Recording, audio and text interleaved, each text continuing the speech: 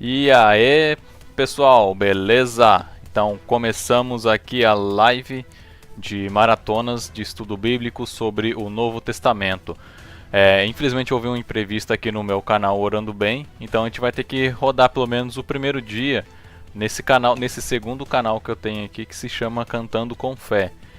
Inclusive, para quem gosta de escutar música gospel, fica a dica aí, tá bom? Que eu crio músicas gospels com o uso de inteligência artificial nesse canal aqui. Bom, então chega de mais enrolações, né? Eu não me apresentei, peço perdão também. Eu me chamo Anderson e esse vídeo depois vai estar no canal Cantando com Fé. Cantando com Fé não, perdão, Orando Bem.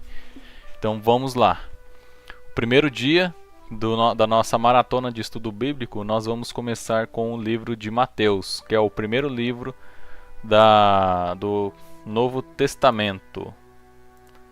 Então, deixa eu abrir aqui o meu roteiro que eu fiz para ajudar vocês. Então, bora lá. Eu já me apresentei, né? Bom, hoje nós vamos estudar dois livros, tá bom? O livro de Mateus e o livro de Marcos. Primeiro o livro de Mateus. Bom, eu vou fazer um breve resumo de cada capítulo. Aí eu vou tentar fazer meio que uma reflexão por cada capítulo para vocês, tá bom? Então, no primeiro capítulo, a gente tem aqui a genealogia de Jesus Cristo, que ele é descendente direto do rei Davi, que começa em Abraão, depois passa para o rei Davi e depois chega em Jesus Cristo através de José. Mas daí você deve estar pensando, né? Mas José não teve Jesus. Jesus veio de nascimento de anjo, que deu através do anjo. Mas assim, na regra antiga lá de Israel, se o filho era adotado por um pai, ele ainda tinha o direito da herança também. Mas aqui no livro de Mateus conta somente a genealogia de Jesus através de José. Mas mais pra frente a gente vai ver também que Jesus também tem ligação com o rei Davi através de Maria. Porque aí sim pode entrar a questão do sangue também. Se muita gente pode ficar encacucado com a questão do sangue, pode ficar tranquilo que Jesus também tem sangue do rei Davi também, mas só que através de Maria. Mas isso a gente vai ver mais pra frente, tá bom? Então vamos lá, o capítulo 1 ele apresenta a genealogia de Jesus, traçando a sua linhagem de Abraão e Davi, mostrando a conexão com as promessas do Antigo Testamento.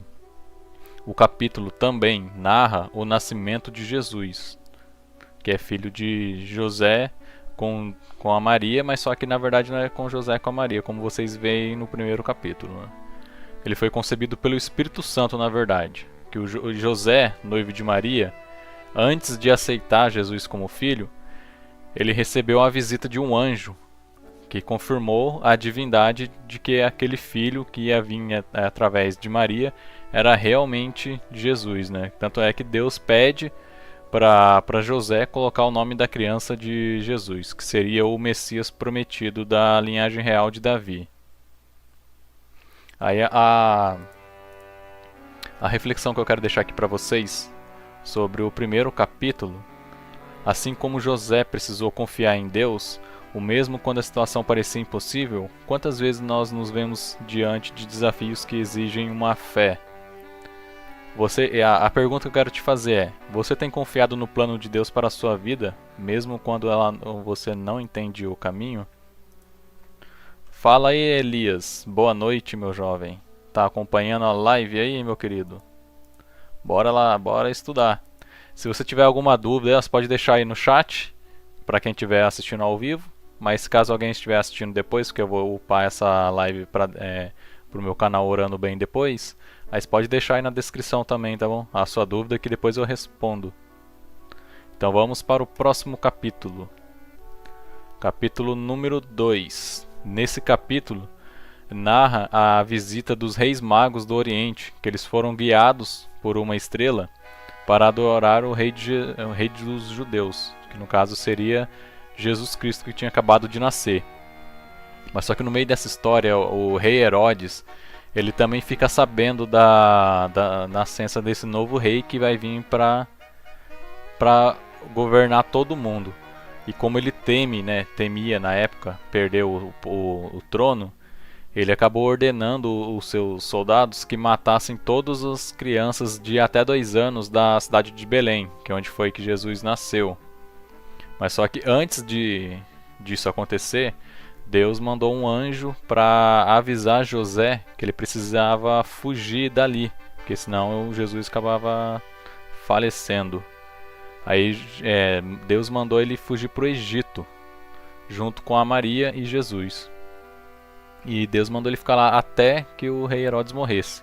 E quando o rei Herodes morresse, era para ele voltar para a Judéia, ali para Jerusalém, naquela região toda ali onde eram os judeus viviam, né?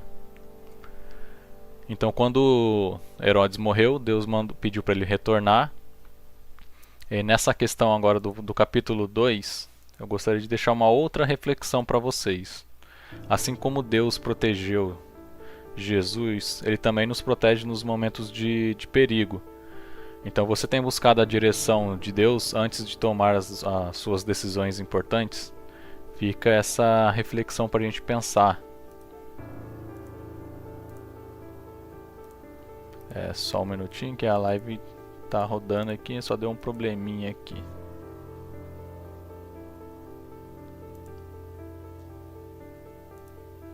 Bom, pronto, já resolvi aqui o problema. Então vamos para o próximo capítulo do livro de Mateus. No capítulo 3, se vocês quiserem abrir a Bíblia aí, no livro de Mateus, no capítulo 3, aqui nós somos apresentados ao João Batista, né, que ele está pregando no deserto da Judéia. E ele está convocando o povo para o arrependimento e batizando eles no Rio Jordão, com preparação para a vinda do Messias. Deixa eu só beber água aqui. Aliás, bebam água, viu? Isso aqui é água, não é cerveja não.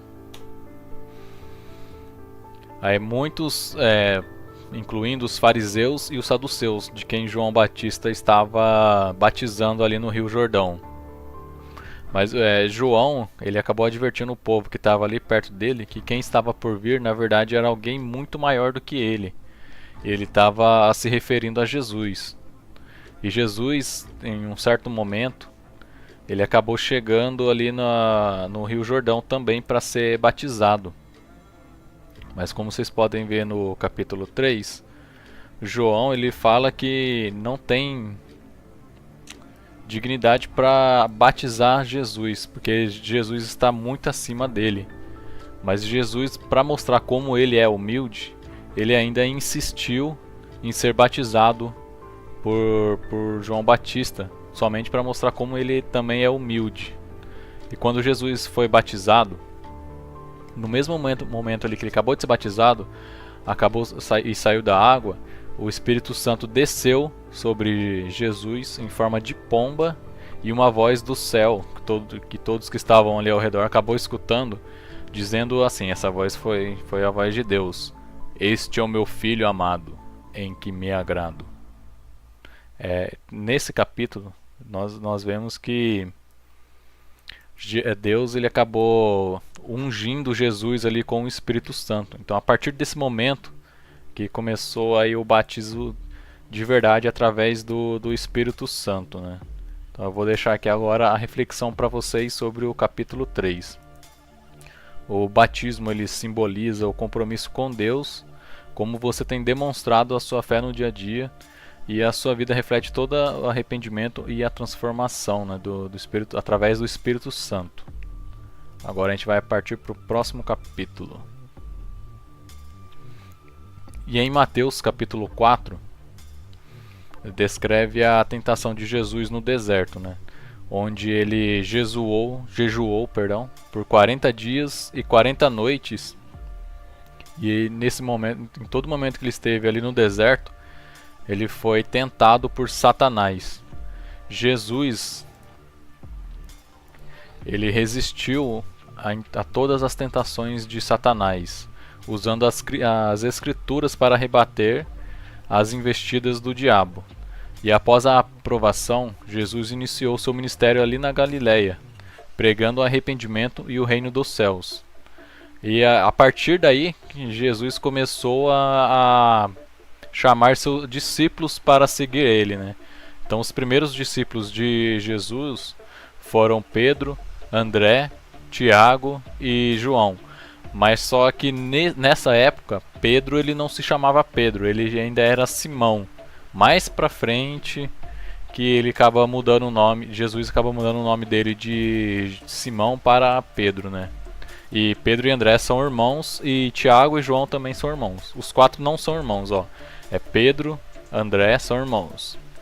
Aí Tiago e João são irmãos. Mas só que essa dupla de irmãos eles eram amigos. Aí continuando aqui o resumo, né? Assim que eles chamaram seus 4 discípulos, assim que Jesus chamou os 4 discípulos, eles deixaram sua rede para segui-lo, né? Jesus percorreu por toda a Galileia, ensinando nas sinagogas, pregando o evangelho do reino e curando todos os tipos de doenças e enfermidades. A fama de Jesus ela acabou se espalhando por toda a região e grandes multidões acabavam indo até Jesus querendo saber mais, né, sobre o Messias, sobre esse poder de cura maravilhoso que Jesus tinha. Agora eu vou deixar aqui a reflexão do capítulo 4. Assim como Jesus ele foi tentado, nós também enfrentamos desafios diariamente. Mas e você? Como você tem reagido às tentações? Você usa a palavra de Deus como uma arma contra elas? Fica aí a dica, né? Agora vamos partir para um capítulo triplo, que é os capítulos 5 a 7, que tem a ideia quase parecida. Aí nos capítulos dos 5 a 7 nós encontramos o Sermão da Montanha, né? Que é um dos ensinamentos mais importantes de Jesus. Vale frisar que aqui vai ter bastante referência às sabedorias de Jesus. Mas eu não vou aprofundar nas parábolas aqui de Jesus nesse vídeo, tá bom? Então se você quiser que eu faça um vídeo extra sobre as parábolas, deixa aí no comentário. Aí no capítulo 5, ó, Jesus proclama as bem-aventuranças que descrevem o caráter dos cidadãos do reino dos céus. Ele também ensina sobre a lei e o amor, exortando seus seguidores a viverem de forma justa e a amarem seus inimigos. No capítulo 6, Jesus ele fala sobre a importância da oração, do jejum e da generosidade, alertando contra a hipocrisia e a ostentação. Ele ensina sobre o Pai Nosso e a importância de confiar em Deus em vez de se preocupar com as necessidades materiais. O Pai Nosso é uma oração muito boa que Jesus Cristo nos ensinou para quando a gente não souber orar. Só deixa eu achar ela aqui para nós. Ó, eu vou ler aqui para vocês a oração do Pai Nosso, tá bom? Para quem ainda não conhece ela. Pai Nosso que estais nos céus, santificado seja o teu nome. Venha o teu reino e seja feita a tua vontade, assim na terra como no céu. O pão nosso de cada dia nos dai hoje, e perdoa-nos nossas dívidas, assim como nós perdoamos aos nossos devedores. E não nos conduzas à tentação, mas livras-nos do mal. Porque teu é o reino, e o poder, e a glória, para sempre. Amém. Essa oração aqui é importante a gente ter ela na ponta da língua. Mas mais importante do que ter essa oração na ponta da língua é você entender essa oração. O entendimento dela é muito mais importante do que as palavras, a decoração das palavras em si. Então vamos continuar aqui pro resumo dos capítulos, né? No capítulo 7, ó, Jesus adverte sobre o julgamento precipitado e a importância de praticar o amor e a justiça. É muito mais importante você praticar o amor ao próximo e a justiça divina do que você ficar ditando regras por aí, ditando o que os outros precisam fazer, o que os outros podem ou não fazer. É, essa é a verdadeira essência de Jesus Cristo, né? O amor ao próximo. Infelizmente não tem muita gente que pratica isso hoje em dia, né? Então, Jesus fala também sobre a regra do ouro e a porta estreita, né? Que são algumas parábolas, incentivando os seguidores a buscar o reino de Deus acima de tudo. E o Sermão da Montanha, ele é meio que um guia para a vida cristã, que ela nos convida a viver de acordo com os princípios do reino de Deus. Aí a reflexão dos capítulos 5 até o 7 é o seguinte: o Sermão da Montanha ela desafia o nosso comportamento, mas como você pode aplicar esses ensinamentos no seu cotidiano? E você tem seguido a luz, tem sido luz para o mundo? É nisso que a gente tem que pensar sobre. Depois eu vou fazer um vídeo sobre o Sermão da Montanha, mas vai ficar mais para um outro dia explicando melhor a questão desse sermão. Então vamos partir para os capítulos 8 e 9 do livro de Mateus. Nos capítulos 8 e 9 de Mateus, Jesus demonstra o seu poder e a autoridade através de diversos milagres e ensinamentos. Aí no capítulo 8, Jesus ele cura um leproso e um centurião também tem a sua fé elogiada. E tem um momento também que Jesus acaba visitando a casa de Simão, que depois vira Pedro, e acaba curando a sogra de Pedro ali, né? Que ela estava bem doente, acamada. Tanto é que tem um momento ali que, a partir do momento que Jesus cura ela, ela simplesmente levanta, como se nunca tivesse doente, e começa a preparar ali uma comida para Jesus, cara. Se você quiser, você pode ver essa cena na série The Chosen. É uma série que eu recomendo muito vocês assistirem também. É claro que a série não é 100% fiel, não tem nem como ser 100% fiel a Jesus também, né, cara? É impossível a gente colocar em palavras ou ensinar 100% da capacidade dele, porque ele está em outro patamar.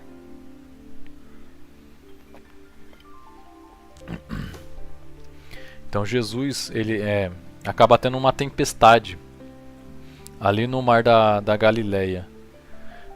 E ele acaba acalmando essa tempestade. Ele acaba gritando para ela: acalma-te. E do nada a tempestade simplesmente para, como se fosse um passe de mágica. Eu sei que a Bíblia ela não fica pregando passes de mágica para lá e para cá. Parece até cena de filme. E o homem ele não tem a capacidade para isso. Somente Jesus tem essa capacidade. Nós podemos ter esse poder também, mas vem através da fé que vem de Jesus. Mas na verdade o poder não vai ser nosso, vai ser apenas emprestado para que Jesus vai nos emprestar se caso tiver fé, que nem a questão da parábola da montanha, que não importa o tamanho da sua fé, que você ainda consiga, mesmo desde que a sua fé seja intensa, você acaba conseguindo mover montanhas através da sua fé. E nesse capítulo 8 e 9, que é bem importante para esse livro, porque é nessa parte que Jesus acaba conhecendo o seu próximo discípulo, o Mateus, que é o escritor desse próprio livro que nós estamos lendo.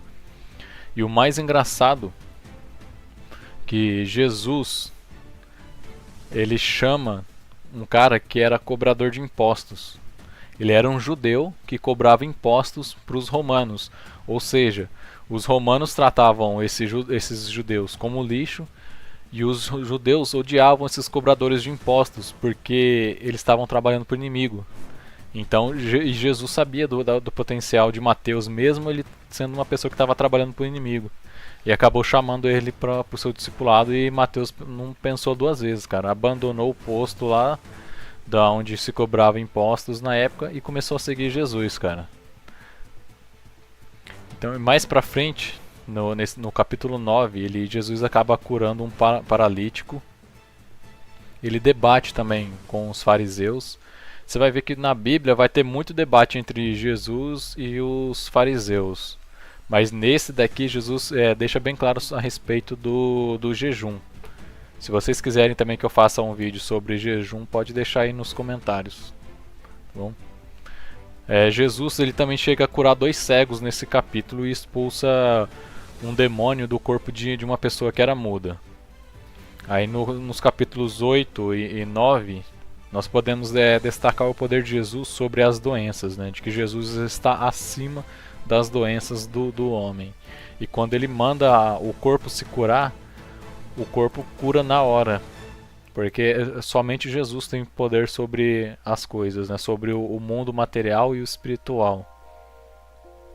E a reflexão que eu quero deixar desses 2 capítulos aqui para vocês é a seguinte: Jesus, ele demonstrou poder e compaixão. Você crê que ele ainda opera milagres mesmo nos tempos atuais? E como que a sua fé se manifesta diante das dificuldades? Fica essa reflexão aí para você pensar bem aí, tá bom? Agora nós vamos para o próximo capítulo, que é o capítulo 10. E em Mateus, no capítulo 10, Jesus chama os 12 discípulos, porque a essa altura do campeonato, aqui no livro de Mateus ele não mostra o momento que ele convida a todos, mas mais pra frente vai explicando como que ele vai convidando os 12 discípulos. Em Mateus, Jesus chama os 12 discípulos e os envia em missões para pregar o reino dos céus e curar os enfermos. E Jesus instrui a não levar bens materiais, somente a roupa do corpo. Ele pede para confiar na provisão divina, que essa é uma provisão muito mais importante do que quando você vai andar na rua, você leva dinheiro, ou você leva o seu cartão, ou você leva o seu celular. A provisão que vem de Jesus é muito mais importante do que esses bens materiais que a gente está acostumado aí hoje em dia. E Jesus acaba dando autoridade para esses 12 discípulos expulsarem demônios e realizarem milagres, perdão. Isso mostra que nós também podemos ser representantes de Jesus, desde, claro, que tenhamos fé e na capacidade de Jesus. Esse capítulo ele revela a importância da fé, da coragem e da confiança em Deus para seguir Jesus e cumprir a missão dele. Aí a reflexão que a gente tem aqui sobre o capítulo 10, você está disposto a ser um discípulo verdadeiro, mesmo enfrentando dificuldades e perseguições? Porque quem é seguidor de Jesus Cristo, infelizmente, vai ser perseguido, cara. Mesmo você se convertendo, você não vai ter uma vida mil maravilhas. É claro que Deus vai nos proteger do perigo maior. Mas assim, infelizmente, a perseguição nessa terra não tem como correr. Então vamos partir para o próximo capítulo. Aqui a gente vai para o capítulo 11 e 12. Nos capítulos 11 e 12 do livro de Mateus, nós vemos a crescente reação ao ministério de Jesus. Aqui o ministério de Jesus já estava começando a crescer bastante. Então no capítulo 11, João Batista ele já tinha sido preso, né, por Herodes. Ele acabou enviando discípulos para perguntar se Jesus era realmente o Messias, né? E Jesus responde, citando as suas obras, e elogia João como o maior profeta que já existiu. Porque tanto é que, de acordo com a Bíblia, João foi o último profeta que andou na terra.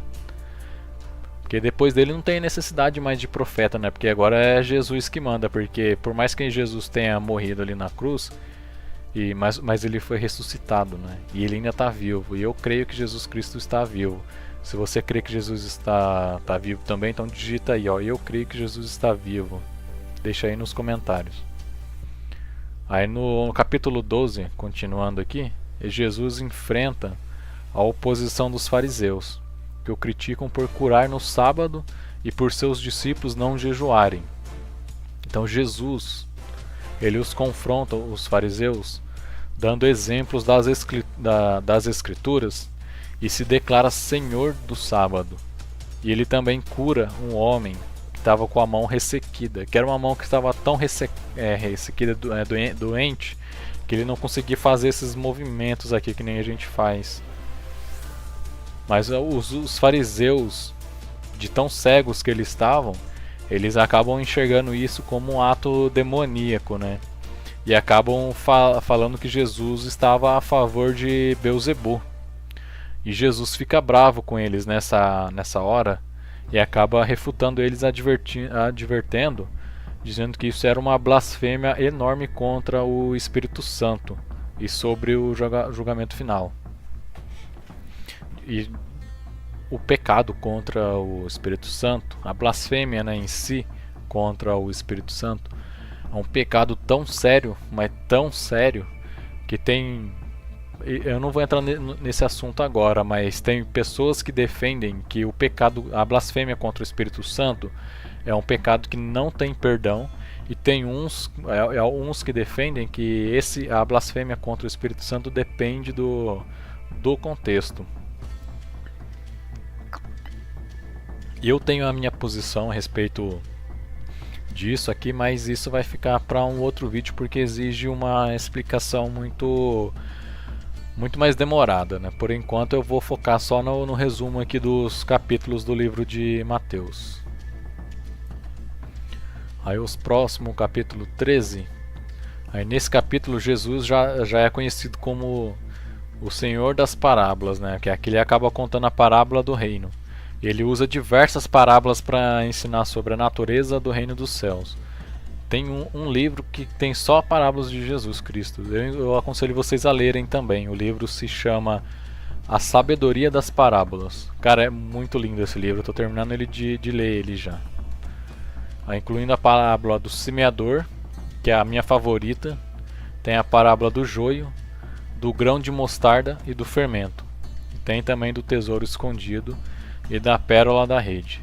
As parábolas, elas revelam que o reino de Deus é como uma semente que cresce, né? Um tesouro escondido que precisa ser encontrado e uma rede que reúne diferentes tipos de peixes.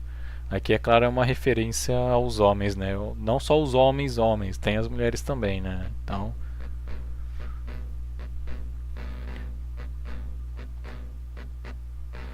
Jesus ele também explica que o propósito dessas parábolas, que ele não pode chegar para todo mundo e falar o que ele realmente quer, porque muita gente não vai acabar escutando ou vai acabar querendo ir contra Jesus, né? Porque o coração do homem, infelizmente, tende ao pecado da carne, né, cara? Porque a gente sempre fica brigando entre a carne e o espírito. Quem ama a carne é contra o espírito, e quem ama o espírito faz inimizade com a carne. Então Jesus acaba revelando os mistérios dos reinos do céu somente para os seus discípulos. Aí para as pessoas, para quem não conhecia a palavra de Deus, ele acaba contando em forma de parábolas, porque essa foi a forma que Jesus achou de conseguir espalhar a sua palavra e de fazer que a palavra dele entre nos nossos corações. Agora vamos para o próximo capítulo.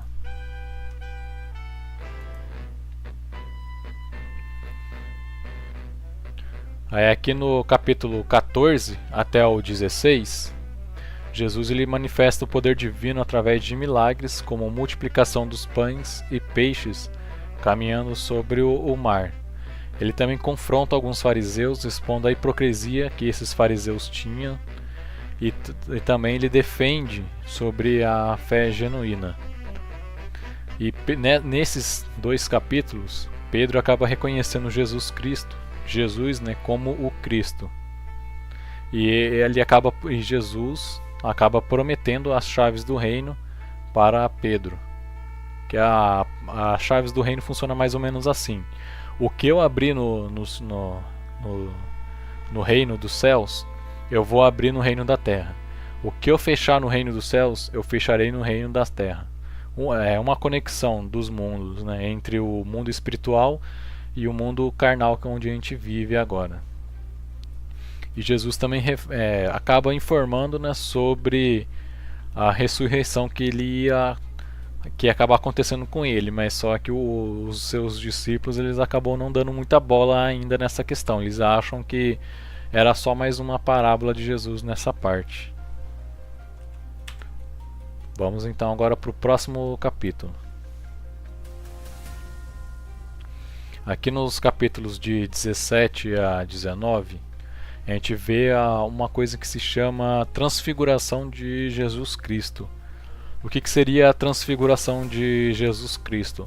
Aqui ele para de... Sabe aquela imagem que a gente vê de um homem? Vamos supor que você está assistindo ali a série The Chosen, você está vendo um ator ali, você acha que... Vamos supor que aquele ator seja Jesus Cristo. Aquela dali é a aparência que Jesus tomou para andar sobre a terra. A transfiguração de Jesus seria a mudança do corpo carnal dele para a verdadeira aparência dele. Mas nós não somos dignos de poder ver a aparência real de Jesus. Porque é pura luz, cara. Quem realmente vê a transfiguração de Jesus Cristo e não for digno, com certeza vai ficar cego ou até pior, né? Pode acontecer até coisa pior. De tão forte que é a luz ali da aparência dele. Somente 3 discípulos acabaram testemunhando essa transfiguração de Jesus, que foi Pedro, Tiago e João. E depois, um pouco mais para frente nesses capítulos, Jesus acaba curando um jovem que estava sendo possuído por demônios. E ele acaba ensinando também sobre a humildade do serviço, né? Porque a essa altura do campeonato ele podia muito bem mandar um discípulo dele lá e falar para o discípulo tirar o demônio do corpo do menino. Mas Jesus escolheu fazer esse serviço para mostrar a humildade de que ele está ali para servir e não ser servido, né? E essa é a essência de ser cristão, né? A essência do cristianismo é servir e não ser servido. Jesus ainda ensina também a importância de perdoar. E uma coisa que eu deixo aqui para vocês como uma reflexão, quero que você pense numa pessoa que te fez mal, muito, muito mal, não importa quem seja, tenta perdoar ela. Você vai ver o quão difícil é perdoar. A coisa mais difícil que tem no mundo é perdoar, cara. Por isso que eu admiro demais Jesus Cristo, cara, porque ele perdoou até os romanos lá que açoitaram ele, cara. Ele perdoou até Judas, que foi o seu discípulo. É mais difícil perdoar uma pessoa que a gente já gostou. É fácil a gente perdoar uma pessoa desconhecida, mas uma pessoa que a gente gostou, a gente acabou criando um afeto, é muito mais difícil ainda. E Jesus também aborda a questão sobre o casamento e o divórcio, né? Porque aqui Deus fala que não é a favor do divórcio. Mas infelizmente, como o homem é cabeça dura, o Moisés acaba criando uma lei sobre o divórcio, que eu não vou entrar aqui no caso agora, tá bom? E um pouco mais pra frente nesses 3 capítulos, nos 17, 18 e 19, Jesus acaba se encontrando com um jovem rico que fala que ele fala que seguiu as leis de Deus a vida inteira, sempre fez tudo de acordo com as leis. E Jesus acaba questionando esse jovem,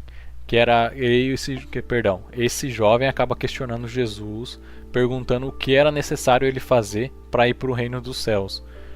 E Jesus acaba retrucando ele com uma simples pergunta: você está pronto para abandonar os seus bens materiais? Dar tudo que você tem para os pobres? Infelizmente esse jovem rico não estava pronto para isso, porque ele estava pronto para seguir as leis, mas ele não estava pronto para seguir Jesus.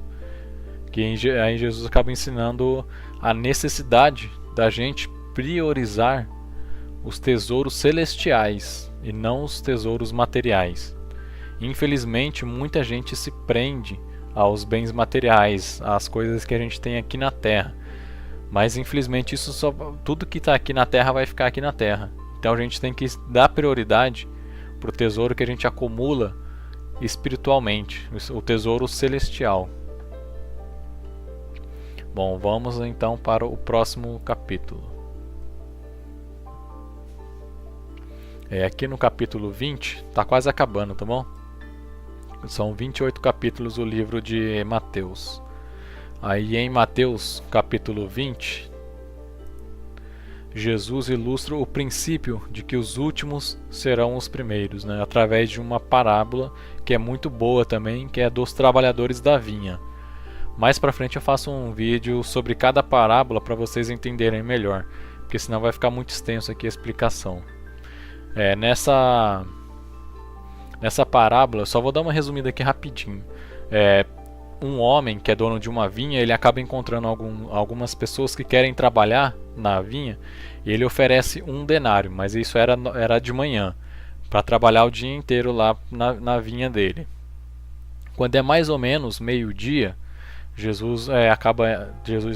esse homem acaba indo até a cidade e acaba encontrando homens parados ali no centro da cidade procurando por emprego. Então ele acaba oferecendo esse trabalho na vinha dele também. E quando é no final da tarde, ele acaba encontrando mais homens parados ali, que ficou o dia inteiro parado porque não conseguiu trabalho. E esse dono da vinha acaba oferecendo esse serviço para esses homens que ficaram o dia inteiro parado trabalhar na vinha também. Mas só que, assim, por conta do horário, eles acabaram trabalhando só 1 hora. Mas na hora de pagar esses homens, o pagamento foi igual para todos. Mas só que os homens que trabalharam durante o dia inteiro, enfrentaram o calor escaldante do dia, eles ficaram pé da vidas, né, com esse dono da vinha, porque eles não acharam justo, né, eles trabalharam o dia inteiro e ganhar o mesmo que os homens que trabalharam somente 1 hora no dia. Mas o homem fala que o dinheiro era dele e ele dava para quem ele quisesse, né? E esse foi o acordo que ele tinha feito com eles. Eu não vou conseguir explicar para vocês aqui agora o significado real dessa parábola. Eu sei, porque eu já estudei essa parábola, então eu vou fazer um vídeo especial sobre a parábola dos trabalhadores da vinha e depois eu posto lá no meu canal para vocês verem, tá bom? Se caso vocês já sabem, deixa aí no comentário, tá bom? Qual que é o significado real dessa parábola aí. Porque todas as parábolas que Jesus ensina pra gente tá mais ligado com o espiritualismo do que a gente possa imaginar, do que só simples palavras materiais. E nesse mesmo capítulo, depois do conto dessa parábola, Jesus ele cura 2 cegos em Jericó, demonstrando a sua compaixão e seu poder sobre a doença do homem, né? Sobre a sua compaixão com o homem e sobre o seu poder acima da doença do homem. E Jesus também adverte os seus discípulos sobre a vinda do sofrimento, da morte e da ressurreição. Mais uma vez aqui, eles alertando os seus discípulos de que infelizmente iria acontecer uma coisa muito ruim com ele, mas que era realmente necessário. Mas o homem, mesmo que como cabeça dura, acaba não escutando. E isso para vocês terem noção de que não é só a gente que acaba sendo cabeça dura. Até os discípulos de Jesus, os homens que andaram ao lado do mestre, também eram cabeça duras na época, né? Isso mostra que somente Jesus era perfeito, nós infelizmente não somos. Aqui ele reafirma, né, que o Filho do Homem ele não veio para ser servido, mas sim para servir da sua vida e em resgate por muitos, né? Aqui ele estava falando que ele veio para servir a gente e para nos resgatar.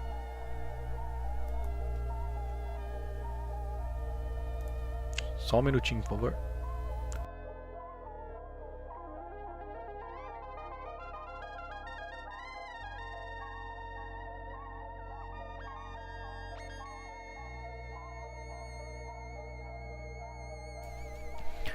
Peço perdão, eu não estou acostumado a falar muito.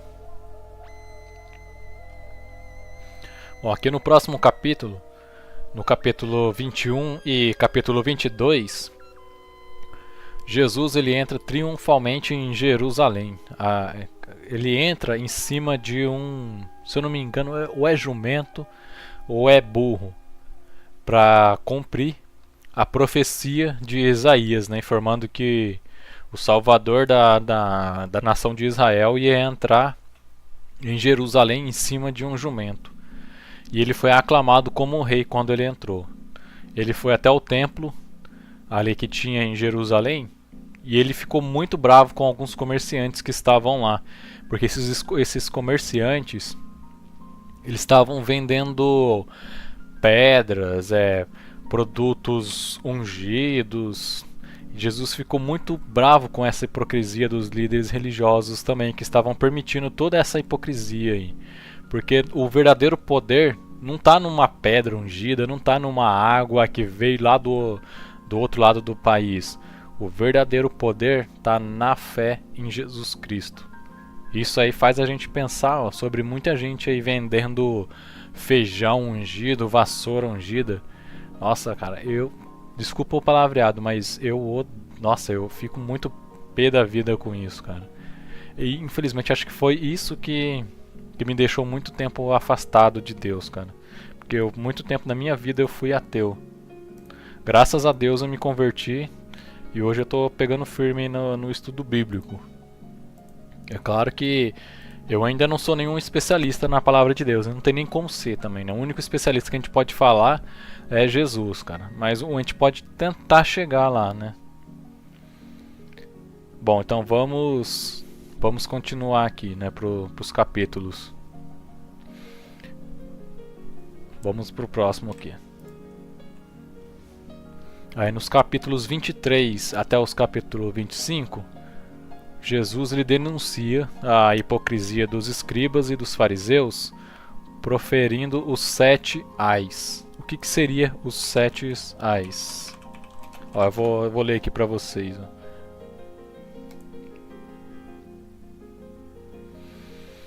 Os 7 ais, então Jesus disse à multidão e aos seus discípulos: os mestres da lei e os fariseus se assentam na cadeira de Moisés. Obedeçam-lhes e façam tudo o que eles dizem a vocês, mas não fazem o que eles fazem. Não façam o que eles fazem, pois não praticam o que pregam. É aquele famoso ditado, né? Faça o que eu digo, mas não faça o que eu faço. Esse ditado ele não está na Bíblia, mas eu tenho quase certeza que ele surgiu dessa parte aqui da Bíblia.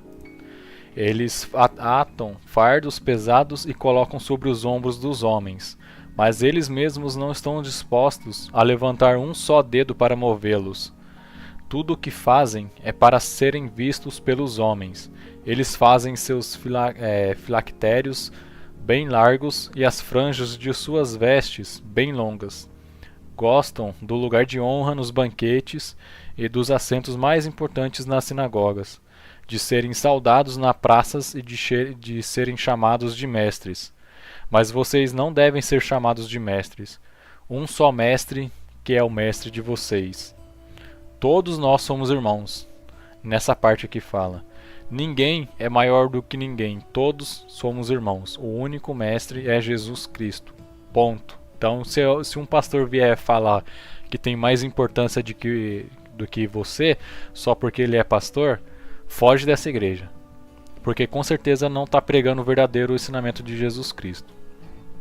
É claro que muitas vezes alguns pastores vão acabar cometendo erros, porque ninguém é perfeito, né? Eu também cometo erros, infelizmente, mas eu sei que o único mestre verdadeiro é somente Jesus.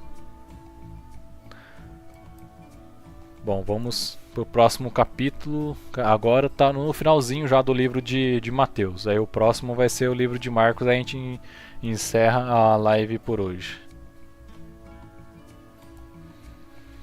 Aí nos capítulos 26 até o capítulo 28 do livro de Mateus, aqui Jesus acaba celebrando a última ceia com os discípulos. Tem até um famoso quadro que roda por aí, de que Jesus, do última ceia, né? Que é instituído a ceia do Senhor. Nesses capítulos, Jesus acaba sendo traído por Judas e ele é levado para o Sinédrio, onde Jesus ele é condenado por blasfêmia, é crucificado, acaba falecendo e é sepultado. Mas só que, no entanto, Jesus, depois de 3 dias, ele acaba ressuscitando e acaba surpreendendo as mulheres que foram ao sepulcro, que era Maria. Eu não lembro a outra mulher que era, mas eu lembro da Maria. Aí Jesus acaba aparecendo vivo ali e acaba convocando os discípulos para pregar o evangelho em todas as nações. E depois que ele acaba pregando esse evangelho, esse sermão para os seus discípulos, ele acaba se ascendendo ao céu e é o Deus, continua sendo o Deus vivo, né? Eu acredito que Jesus Cristo ainda está vivo em carne e osso, sim, mas em carne e osso tanto material como espiritual também, porque a carne de Jesus é uma carne que não pode morrer. Aí aqui a conclusão que a gente tem do livro de Mateus, a gente conclui sobre a ressurreição de Jesus Cristo, né, que é a pedra angular da fé cristã, porque todo cristão que se diz cristão tem que ter fé de que realmente Jesus está vivo, né? Porque não faz sentido você acreditar em Jesus, mas não acreditar que ele não está vivo, porque Jesus está vivo sim, e está na Bíblia isso.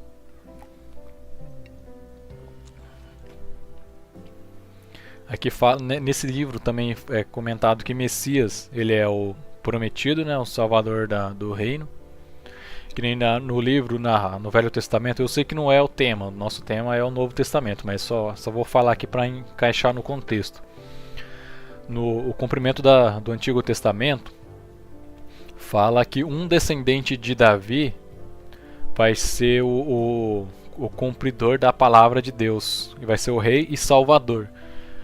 Mas só que muita gente, na época, alguns hoje também, acabava pensando que descendente não era o próximo descendente de Davi. Então muita gente achou que esse rei salvador ia ser Salomão.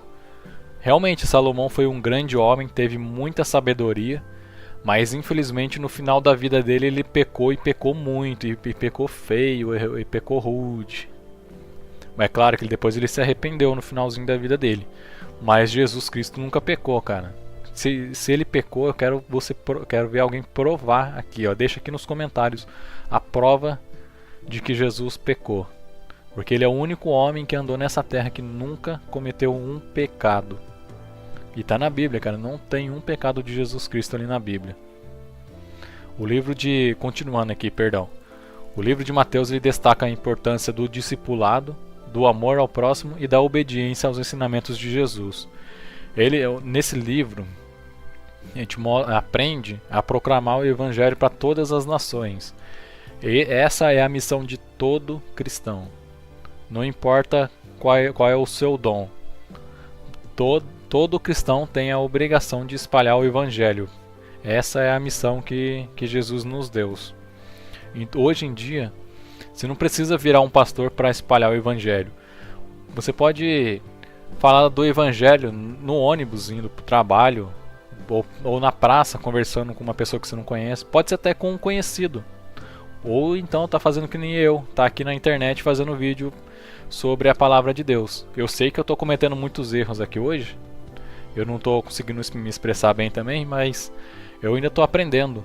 E outra, eu sei que se eu continuar fazendo o que eu tô fazendo, uma hora eu vou acabar pegando jeito, uma hora Deus vai acabar me abençoando e eu vou acabar sabendo contar melhor a palavra dele, espalhando melhor a palavra de Deus.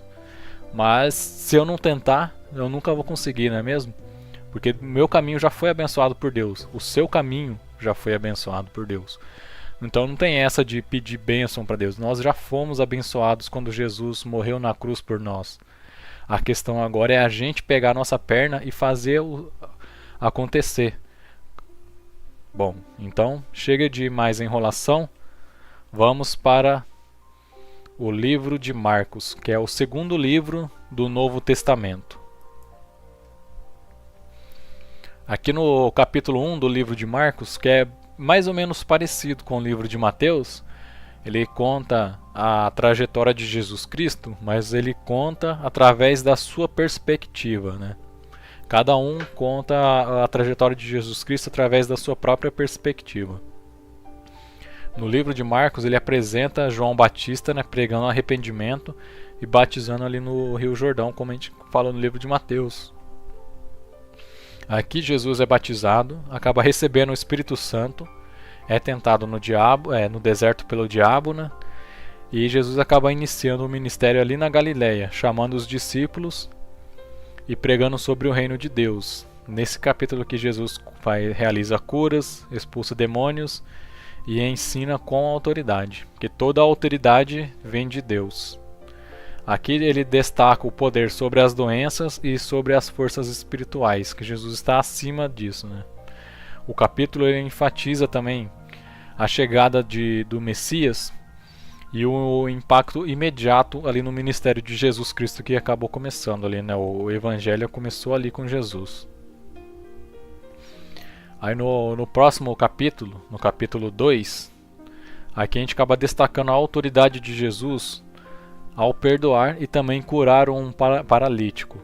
Aqui ele acaba enfrentando a oposição dos escribas e dos fariseus, e ele acaba chamando Mateus para seguir ele, que era um cobrador de impostos, né, como a gente já aprendeu em Mateus, e é criticado por comer entre pecadores, cobradores de impostos, e eu não lembro uma outra palavra que está aqui, mas não tem muita importância. O que Jesus quis dizer quando ele sentou junto com pecadores, que todo mundo, todos, sem exceção, todos têm o direito ao perdão de Deus, mas infelizmente nem todos querem, né?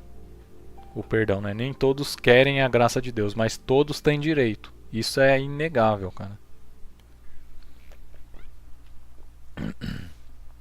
Jesus também ensina sobre a nova aliança, que depois que Jesus é batizado pelo Espírito Santo, ali é firmada uma nova aliança, né? Porque tinha uma aliança no Antigo Testamento, aí ali através do Espírito Santo e de Jesus Cristo acaba tendo uma nova aliança.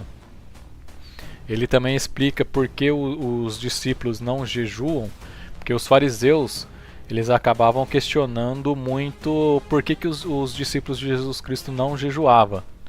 E Jesus explica que não tem a necessidade de jejuar enquanto ele estiver andando na terra. Isso aqui é um assunto que infelizmente tem que ficar para um outro vídeo também, porque é algo muito mais extenso.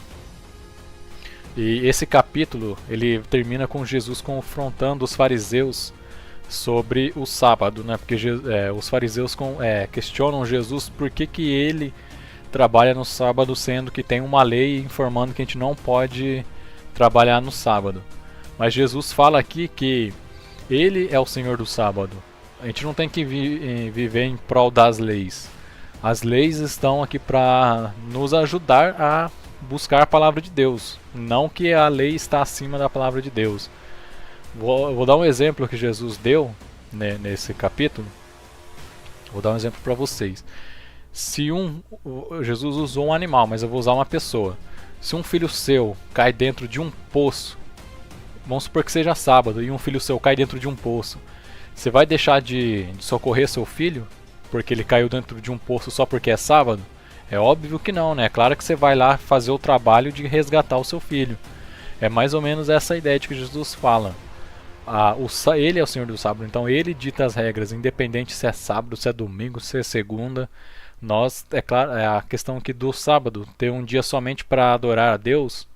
É importante sim a adoração a Deus, mas o resgate ao próximo, o amor ao próximo, tem que ser mais importante do que seguir uma lei, uma regra.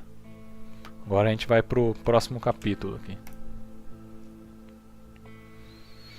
Aí aqui no Marcos capítulo 3, aqui Jesus curando o homem com as mãos ressequidas, né, que foi aquela lá que eu dei o exemplo da mão. E ele acaba desafiando os fariseus. E multidões acabam seguindo Jesus nesse capítulo. Aqui ele já acaba escolhendo os 12 apóstolos, né, para pregar e expulsar demônios. Os escribas acabam acusando Jesus de agir pelo poder de Satanás. Mas aí Jesus acaba refutando com a parábola do reino dividido e acaba alertando sobre o pecado imperdoável contra o Espírito Santo, que seria a blasfêmia contra o Espírito Santo, né? Bom, vamos para o próximo capítulo. Aqui em Marcos capítulo 4 é enfatizado os ensinamentos de Jesus por meio das parábolas. Que esse foi o meio que Jesus Cristo encontrou de conseguir a semear as palavras de acordo com a palavra do semeador, né? Estou usando uma referência aqui. Foi o jeito que Jesus encontrou de semear a sua palavra no coração dos homens. Aí ele acaba explicando os diferentes tipos de corações que recebem a palavra. Se você ler sobre a parábola do semeador, com certeza eu vou fazer um vídeo somente dessa parábola, porque é uma parábola muito gostosa de ler, cara. É a minha parábola favorita das parábolas de Jesus Cristo, é a do semeador. Então com certeza eu vou fazer um vídeo somente dela, aí eu explico melhor o que quer dizer cada tipo de solo, que ali ele fala bastante sobre o tipo de terra que é jogado as sementes, né? Ele fala também sobre a parábola da lâmpada, o crescimento da semente e o grão da mostarda. O grão da mostarda é aquela lá de mover montanhas, mesmo que sua fé seja do tamanho de um grão de mostarda. Aí, quando chega a noite, né, na descrição ali do capítulo, quando anoiteceu, acaba tendo uma tempestade e os seus discípulos acabam pegando um barco. Eles vão atravessar um rio para chegar em uma outra cidade. Mas só que quando eles estão ali no meio do rio, acaba acontecendo uma tempestade e esses discípulos acabam ficando com muito medo, achando que eles vão morrer ali por conta das ondas, da turbulência que está ocorrendo. E Jesus acaba chegando ali para resgatar eles. É nesse momento que Jesus acaba gritando, dando uma ordem para a tempestade cessar. E na hora que Jesus fala aquilo, para parar a tempestade, quando eu li esse capítulo, eu juro para vocês que eu me arrepiei, cara, de tão foda que é. E foi tipo assim, ó, na hora que Jesus falou, a tempestade parou na hora. E isso acaba demonstrando o poder de Jesus também sobre a natureza. Não só sobre o homem, ou sobre a doença, ou sobre o espírito, mas também sobre a natureza, né? Ou seja, Jesus é o rei de tudo. Não tem essa. Vamos aqui então para o próximo capítulo. Aqui no capítulo 5 de Marcos, é relatado 3 milagres que demonstram o poder de Jesus Cristo. Ele liberta uma pessoa que está sendo possuída por um demônio na cidade de Gadara. Num demônio não, né? É uma legião de demônios, na verdade. E esses demônios acabam pedindo clemência para Jesus e acabam pedindo para que eles se lancem, entram no corpo dos porcos que tinham ali perto. E assim que Jesus permita que esses demônios acabam indo para o corpo, possuindo esses porcos, eles acabam se lançando no mar. Através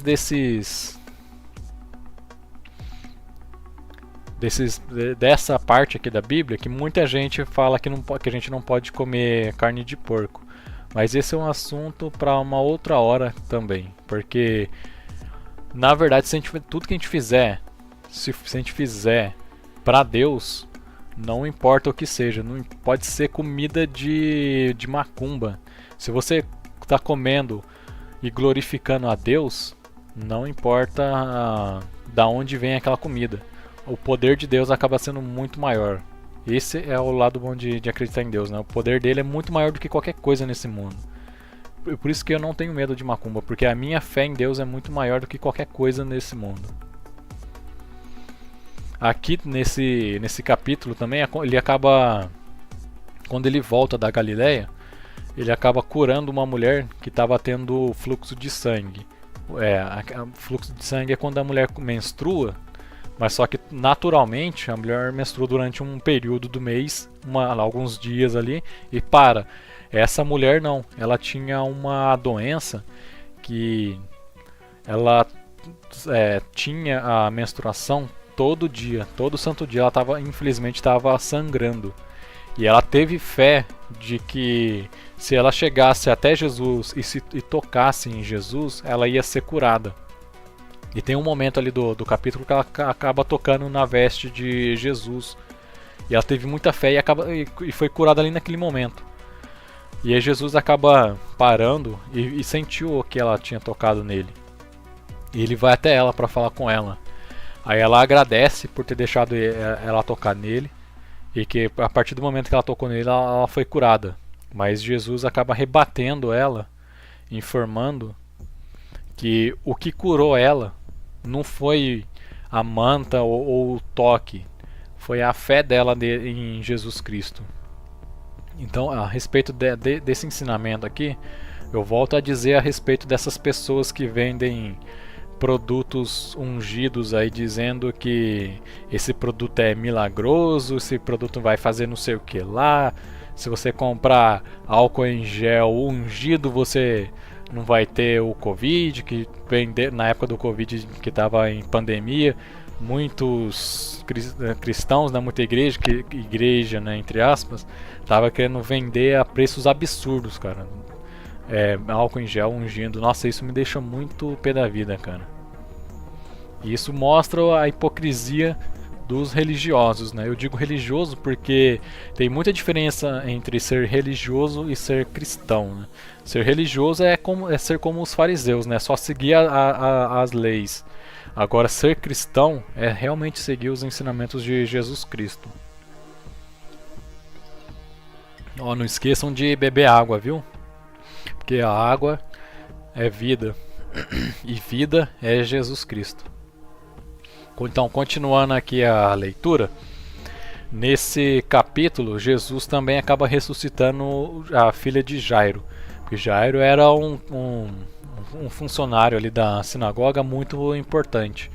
E ele tinha suas suspeitas sobre Jesus. Mas depois que Jesus acabou ressuscitando a filha dele, ele acabou, creio eu, né? Porque não deixa isso explícito na Bíblia, mas creio eu que ele tenha se convertido ao cristianismo ali naquele momento, né?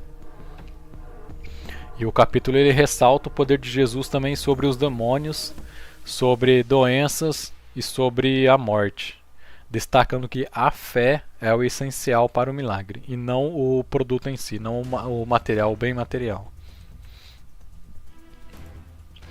Então aqui no capítulo 6, Jesus ele teve um momento ali que ele precisou ir voltar para a terra de onde ele cresceu, né? Jesus nasceu em Belém, foi para o Egito, aí depois que o rei Herodes morreu, ele voltou ali para a região da Judéia e acabou crescendo na região de Nazaré. Por isso que Jesus Cristo é conhecido como Jesus de Nazaré, porque ele cresceu na região de Nazaré, não que ele nasceu em Nazaré, como muitas pessoas falam por aí só porque ele é chamado de Jesus de Nazaré. Aí nessa parte ele envia os discípulos para pregar e curar, enquanto os discípulos estão sendo espalhados ali pela região da Judéia. Jesus retorna para Nazaré. E infelizmente nesse capítulo também é citado sobre a morte do João Batista, que foi ordenada por rei Herodes, né? Foi uma morte extremamente cruel, cara. O rei Herodes mandou decapitar o João Batista, né? Tem um momento aqui também que Jesus está pregando para uma multidão. E chega um momento, mais de 5.000 pessoas, para ter uma noção ali mais ou menos. E chega um momento ali que o pessoal começa a sentir fome, não só fome de espírito, né? Porque eles já estavam sendo alimentados espiritualmente por Jesus ali. Mas eles estavam começando a sentir fome também da carne, porque é normal, a gente precisa comer todo dia. Mas só que Jesus pede para os seus discípulos juntarem todas as comidas que eles têm ali. Mas infelizmente a quantidade de comidas que eles tinham ali não era o suficiente para essas 5.000 pessoas. Então aqui Jesus acaba fazendo um milagre da multiplicação. Ele acaba multiplicando todas as comidas que ele tem ali para alimentar todas as 5.000 pessoas. Então imagina o tanto de comida que Jesus não multiplicou naquele dia ali, porque 5.000 pessoas não é fácil, não é pouco não. Pelo menos imagina em questão de comida para 5.000. Quando você faz o almoço de domingo ali para 10 pessoas ali já é bastante, imagina 5.000, você tá doido? E aqui Jesus acaba andando sobre as águas também, né, revelando a sua divindade, que tem um momento da tempestade lá que eu tinha explicado sobre a tempestade. Jesus acaba indo até o barco onde seus discípulos estavam. Ele vai andando sobre as águas, revelando que ele também tem poder sobre a natureza. E tem uma hora que ele vai para a cidade de Genezaré. Não sei se é assim que pronuncia, mas é o que está escrito aqui no texto. Jesus acaba curando muitos enfermos e que tocam a veste. Mas aqui também nesse capítulo acaba destacando a rejeição de Jesus, o poder da fé e não do toque na roupa dele, tá bom? Para deixar bem claro. E a sua compaixão em suprir necessidades físicas e espirituais. Aqui quer dizer que o seguinte: se o pássaro, vou dar um exemplo do pássaro, mas se serve para qualquer animal. Ele não se preocupa com o dia de amanhã. O pássaro, Jesus cuida da alimentação do pássaro. Jesus cuida da casa para o pássaro. Por que a gente tem que se preocupar com essas coisas? Aqui nessa parte eu posso fazer um outro vídeo bem mais explicativo, que eu só estou tentando resumir o mais rápido possível para acabar logo aqui, porque já está ficando muito extenso, né? Mas enfim, a gente precisa parar de se preocupar com o dia de amanhã e se preocupar mais com o alimento espiritual do que com o nosso dia de amanhã, porque muita gente acaba dando mais importância para a roupa que está vestindo, para a casa que está morando, do que com a palavra de Deus, que é mais importante. Bom, então vamos para o próximo capítulo aqui. Aqui no capítulo 7, Jesus confronta, né, os fariseus sobre as tradições humanas e ele acaba anulando a palavra de Deus, os fariseus no caso. Aqui ele ensina que a impureza ela vem do coração, não dos alimentos. Que é aquela questão que eu tinha comentado com vocês sobre comer a carne de porco, né? Que muita gente, muito fariseu, aqui no Testamento Antigo, também prega a questão de não comer a carne de porco. Tem a questão da legião que entrou dentro dos porcos, e também tem uma lei antiga de Moisés de não comer a carne dos porcos, né? E aqui Jesus ensina que a verdadeira impureza começa dentro do nosso coração e sai pela nossa boca, e não dos alimentos que entram pela nossa boca. Aqui ele atende continuando aqui a história, Jesus acaba também atendendo ao pedido de uma mulher que era ali da região da Síria e da Fenícia, mais ou menos. Ele acaba libertando a filha dessa mulher de um demônio, mostrando que a salvação é para todos, não só para os judeus, mas até para os gentios também, porque essa mulher claramente era uma gentia comparado aos judeus ali, porque ela era de uma região que não era da Judéia. E Jesus também acaba curando um surdo e mudo em uma cidade chamada Decápolis, que é próximo à região da Grécia ali, se eu não me engano. Não lembro agora, mas se eu não me engano acredito que sim. Aqui nesse capítulo a gente acaba destacando a superioridade da fé, está acima dos rituais externos e da universalidade do Evangelho. Ou seja, a fé está muito acima da lei de Moisés. Não estou desmerecendo a lei de Moisés. É importante sim a gente seguir a lei de Moisés. Mas eu quero destacar aqui que acima da lei de Moisés é mais importante a fé em Jesus Cristo, o amor de Jesus, do que somente a lei em si. Então aqui partindo para o capítulo 8, a gente começa, né, com Jesus multiplicando os pães e os peixes. Aqui está 4.000, mas na verdade é mais de 5.000, tá bom? Mas não importa o número que está escrito aqui, o importa é que era muita gente, mas muita gente mesmo. Tem uma parte aqui desse capítulo que os fariseus eles acabam pedindo um sinal para Jesus Cristo, né? Porque eles estavam sendo descrentes e querendo desmerecer Jesus também.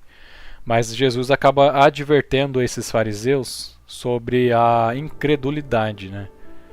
Ele sobe num barco que estava perto de um rio ali e fica dentro do barco olhando para a multidão que estava meio que na encosta ali na praia, né, do rio. Não é praia porque praia é só mar, mas ali na encosta do rio, na areia. Aí ele começa a falar sobre o fermento dos fariseus e de Herodes, né, que é uma outra parábola que vai ficar para uma outra história. E aí mais para frente, em uma outra cidade que Jesus acabou indo, em Betsaida, ele acaba curando um cego em 2 etapas. que é no Getsemane. E a outra etapa era fora do Getsemane, mas eu só não me recordo onde era. Mas enfim, aonde o local não tem importância nenhuma. O que importa é que o feito de Jesus, né, o que ele fez. E aqui Pedro, que já era, agora sim virou Pedro, né, ele acaba reconhecendo Jesus como Cristo, né, por isso que é Jesus Cristo. E logo ele acaba rejeitando a ideia do sofrimento do Messias, que é nesse momento aqui, Jesus acaba contando para ele sobre o que iria acontecer com ele mesmo, né? Sobre ele ser morto na cruz e ser crucificado lá. Mas Pedro, ele era tão cabeça oca que ele não queria acreditar que Jesus Cristo ia acabar sofrendo ali. Fala, Sanderson, fala pessoal, beleza? Ó, eu vou continuar a história aqui, tá bom? Só para não quebrar o raciocínio racional. Aí nessa parte ali, aí Jesus acaba contando para Pedro que antes dele aceitar Jesus de verdade mesmo, ele ia acabar negando a Jesus 3 vezes. Que isso acaba acontecendo no finalzinho ali do capítulo, que daqui a pouco eu explico melhor. Pulando aqui para o próximo capítulo, no capítulo 9, aqui a gente fala a transfiguração de Jesus Cristo, né, que eu tinha comentado lá no livro de Mateus, que fala sobre a transfiguração. Que somente 3 discípulos presenciaram essa transfiguração: Pedro, Tiago e João.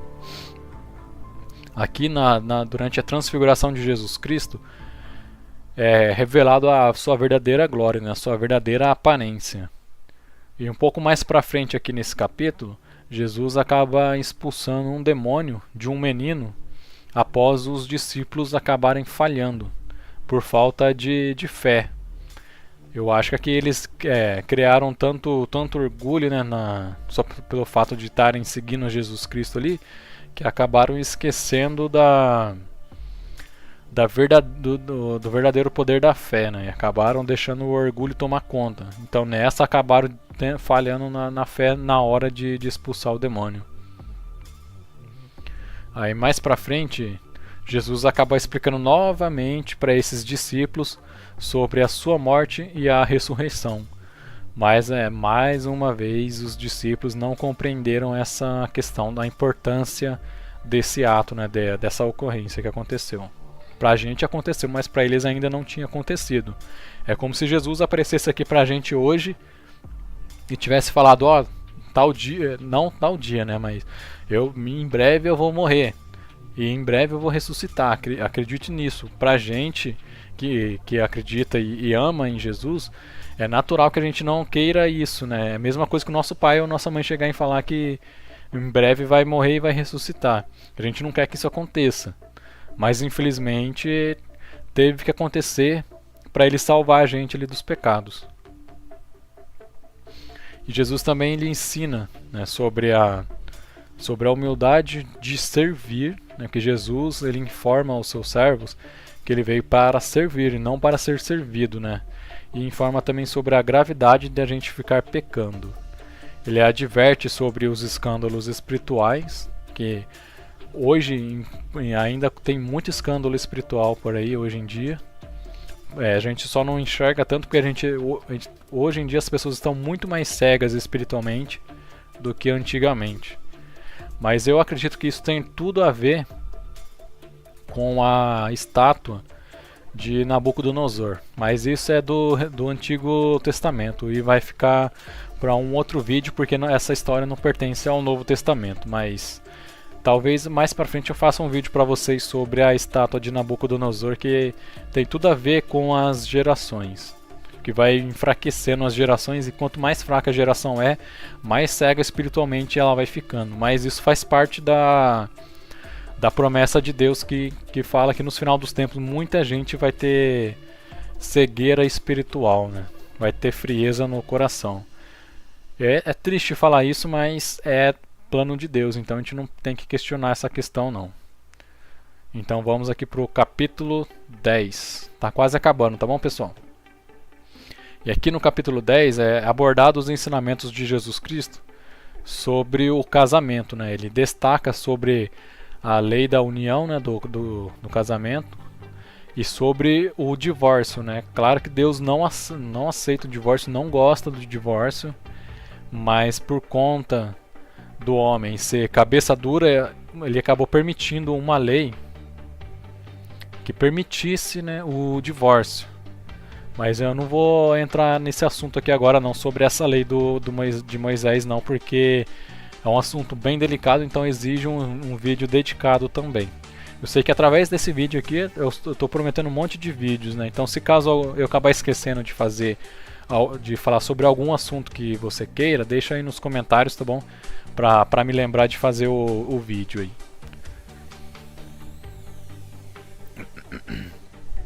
Mais pra frente aqui nesse capítulo 10, Jesus ele acaba abençoando as criançadas que estavam ali na região, ali brincando, e elas acabam indo até Jesus. E se eu não me engano, acho que é Pedro, tenta repreender essas crianças, falando para se afastar de Jesus. E Jesus ele acaba repreendendo Pedro, falando que era para deixar as crianças chegarem até ele, porque somente uma criança, quem tem a humildade igual uma criança tem, consegue enxergar o reino de Deus. E ele ensina que o reino de Deus ele pertence às crianças e aos humildes, né, de coração. E aí mais pra frente aqui também explica a questão do jovem rico, como a gente tinha falado lá no livro de Mateus, né? Que esse jovem rico ele seguia fielmente as leis de Moisés, mas ele estava muito apegado às riquezas materiais dele aqui na terra. Não estou falando que é ruim a gente ter riquezas aqui. É claro que é gostoso ter dinheiro, ter uma casa, ter um carro, mas a gente não pode fazer essas coisas se tornarem o nosso mestre. O nosso mestre é somente Jesus Cristo, a gente tem que deixar isso bem claro na nossa vida. Se a gente buscar o reino de Deus em primeiro lugar, todo o restante será acrescentado, né? Em tudo que acontece na nossa vida, uma coisa você pode ter certeza, que só acontece porque Deus permite que aquele desafio, se você está passando por uma fase ruim ou um momento difícil, se isso está acontecendo, se Deus está permitindo isso, é porque Deus sabe que você é capaz de passar por esse desafio. Mas a questão é de você souber pegar a sua cruz e carregar ela, porque seguir a Cristo é exatamente isso, né? É sofrer por Jesus. Mas eu vou fazer o seguinte, acho que não ficou bem claro isso que eu disse aqui agora, então mais pra frente eu vou fazer um vídeo curto. Depois eu posto aqui um vídeo curto para vocês, 1 minuto e meio, uns 2 minutos mais ou menos, explicando melhor sobre esse versículo que Deus fala sobre o desafio, que Ele só permite os desafios que a gente mesmo pode suportar. E continuando aqui, dois de seus discípulos, né, que foram um dos primeiros, Tiago e João, mais conhecido como os irmãos Trovão, que eu não vou explicar isso agora, que não vem ao caso, eles pedem para Jesus uma posição de honra, né, de sentar ao lado de Jesus Cristo na mesa, né, na hora de comer ele na Santa Ceia. Mas Jesus, ele acaba repreendendo esses dois irmãos e acaba falando para eles que eles não sabem o que eles estão pedindo, porque o verdadeiro seguir a Jesus não vem da grandeza do poder, mas vem da grandeza pelo serviço, pelo servir, né? Se você realmente quer ser um grande servo de Jesus, o próprio nome já diz, servo, e não mestre, porque mestre só tem um. E se até o mestre veio pra cá pra servir, quem dirá nós, cara? Por que eu vou exigir que alguém me sirva se até o mestre veio pra servir a gente? Mas enfim, aqui Jesus encerra o capítulo, Marcos encerra o capítulo contando a história de que Jesus ele curou Bartimeu, simbolizando uma fé que levava à verdadeira visão espiritual. Bartimeu foi um cara cego, que era cego de nascença, tanto é que Jesus, para confrontar ainda mais os fariseus, Jesus curou esse Bartimeu na frente de um templo religioso na época. Eu sei que era um templo religioso, mas se eu não me engano, acho que era uma sinagoga, se eu não me engano. Ou era um Getsemane, alguma coisa assim.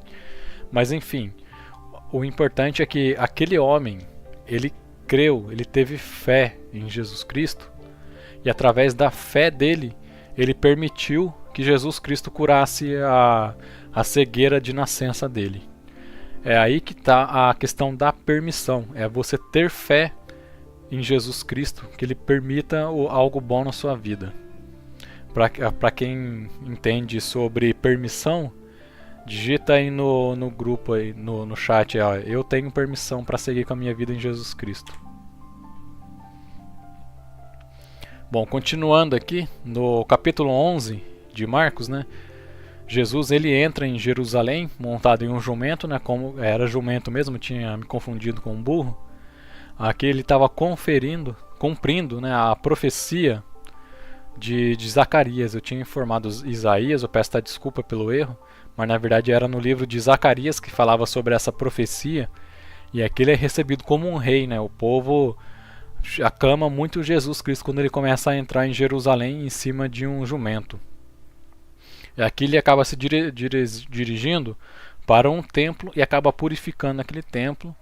E aqui ele acaba ficando muito pé da vida, para não falar nenhum palavrão, e acaba expulsando os vendedores que estavam ali naquele templo, vendendo produtos ungidos, seja pedra, água, óleo, não importa. E acaba denunciando a corrupção religiosa, que infelizmente ainda permanece até hoje e, de acordo com a palavra de Deus, vai até o final dos tempos. Mas eu creio em Deus que isso vai ser extinguido. E vai ser extinguido de acordo com a palavra dele. Isso é um fato, e eu acredito que é um fato, e pronto, acabou. Bom, mas enfim, vamos continuar aqui. Em seguida, ele acaba amaldiçoando uma figueira estéril, né, que ele acaba dando mais uma parábola aqui sobre a questão de... A figueira, na verdade, aqui é um homem, né? Um homem que não tem... Não é um infértil, né? Um homem infértil espiritualmente, né? Ele não dá nenhum fruto espiritual. Infelizmente, muitos líderes religiosos, hoje em dia, tanto antigamente como hoje em dia, são figueiras estéreis, né? Não tem fruto espiritual nenhum, apenas ficam seguindo leis e tentando ditar que outros homens sigam aquelas leis ali também. Mas eu não vou eu não estou aqui para apontar dedos para ninguém. Porque tanto é que eu também não tenho direito nenhum de pegar a pedra e tacar no próximo. Os líderes religiosos eles acabaram questionando, né, a autoridade de Jesus. Mas Jesus, como era um homem muito sábio, tanto intelectual como espiritual, ele acabou confrontando com sabedoria esses fariseus e acabou ensinando o pessoal que estava em volta ali sobre a verdadeira fé e perdão. É claro que provavelmente esses líderes religiosos não escutaram por um, soltaram por outro por conta da cegueira espiritual que eles tinham, né? Mas isso não vem ao caso agora. Então vamos agora para o próximo capítulo.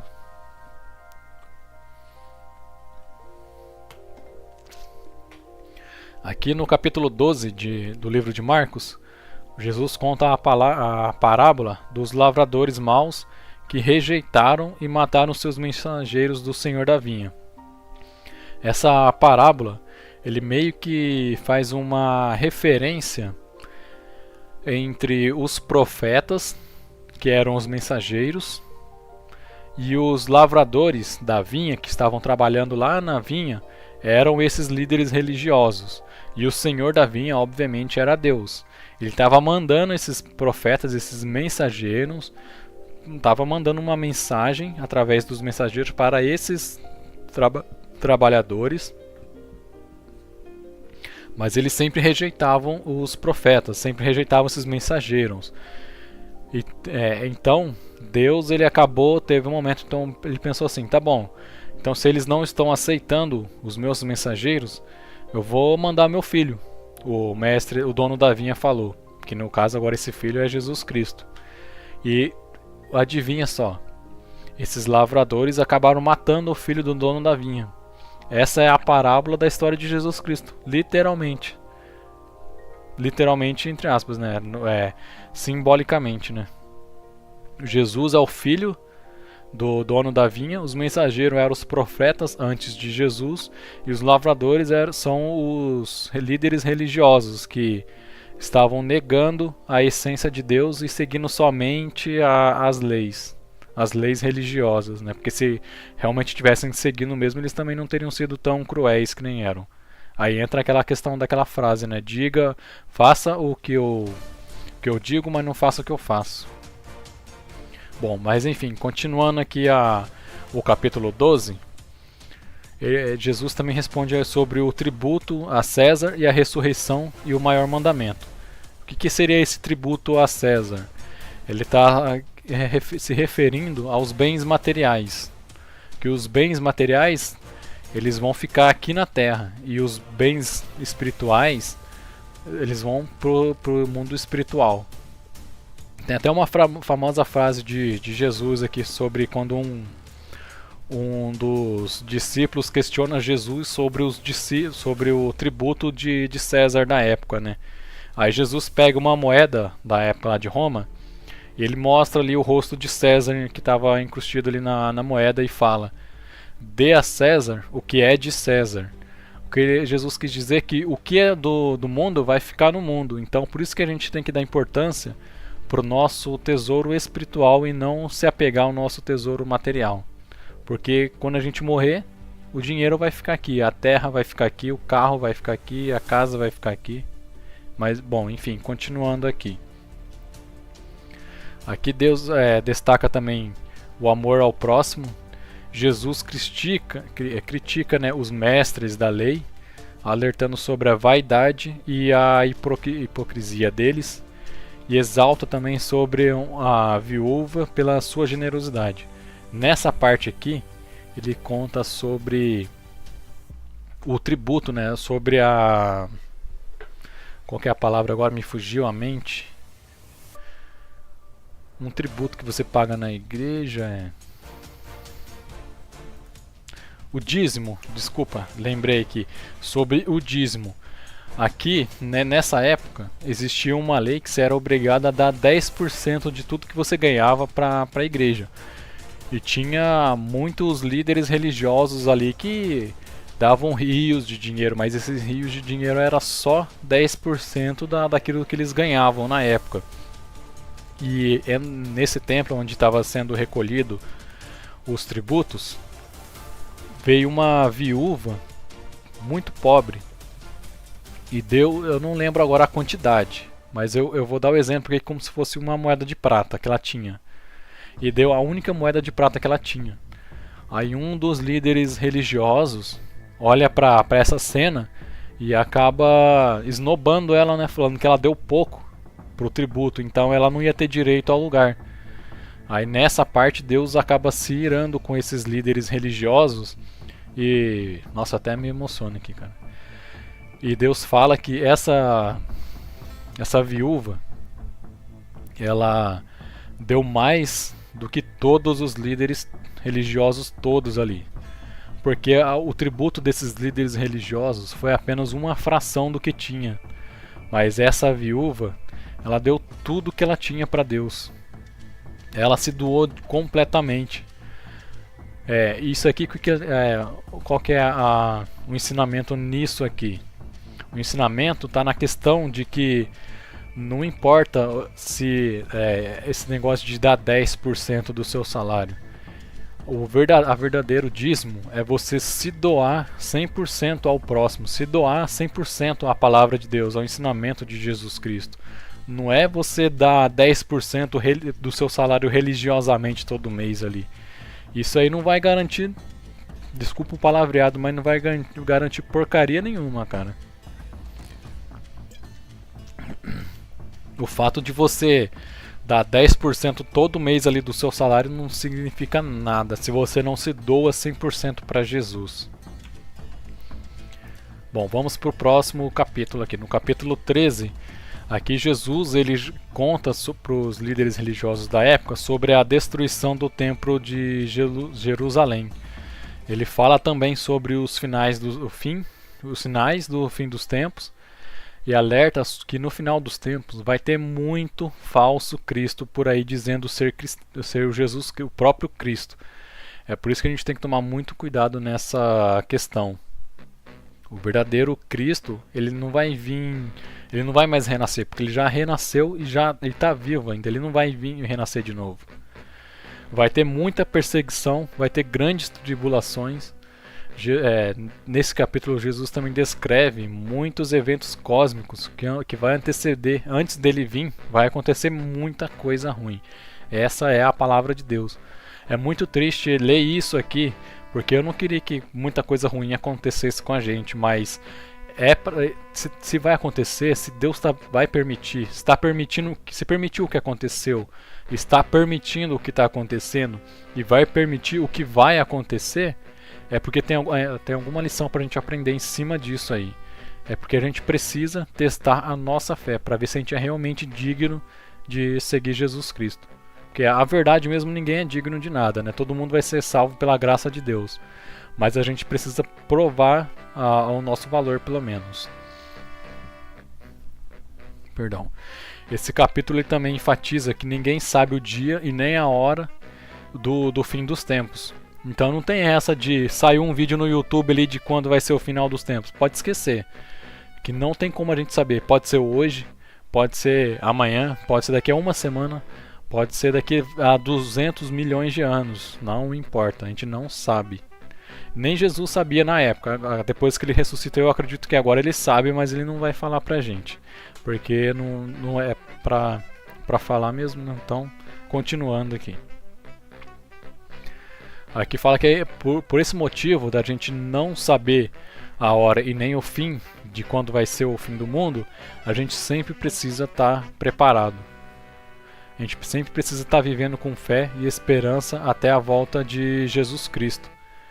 Tem até uma parábola a respeito disso sobre as noivas e o candelabro. Um outro vídeo eu faço um vídeo explicando melhor sobre essa parábola, que ela encaixa perfeitamente aqui sobre o fim dos tempos.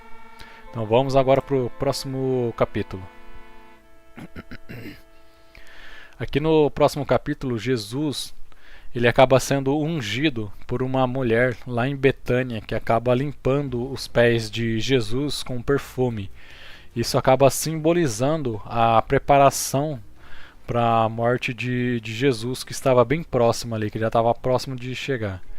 Ele acaba celebrando a Páscoa com seus discípulos e acaba realizando a última Santa Ceia, né, que antecedeu a traição de Judas Iscariotes, que acabou traindo Jesus.